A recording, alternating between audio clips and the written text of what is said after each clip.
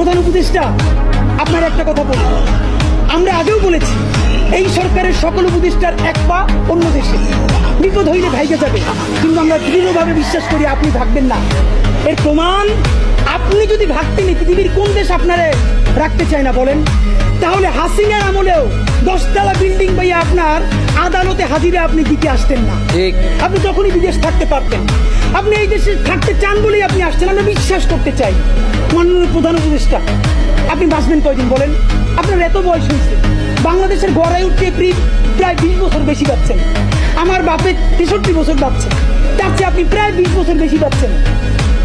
মাঝে মধ্যে মৃত্যু বেঁচে থাকার চেয়ে অধিক। মাননীয় প্রধান উপদেষ্টা, আপনি একটা গবেষণা করেন, বাংলাদেশে গত 50 বছরে কোন রাষ্ট্রপ্রধানের 30 মিনিট 40 মিনিটের বক্তৃতা, রিক্সা চালক, ভ্যান চালক, সবজি বিক্রেতা, বিশ্ববিদ্যালয়ের প্রফেসর, ছাত্র জনতা আধা ঘন্টা বসে তার বক্তৃতা শুনে নজির নাই, যেটা আপনারটা হইছে।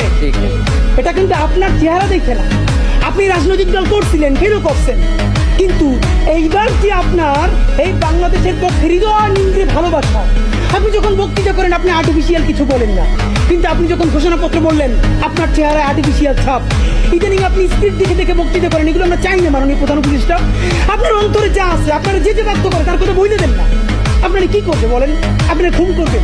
আপনি প্রায় 80 বছর বাঁচছেন, আর কয় বছরই বা বাঁচবেন?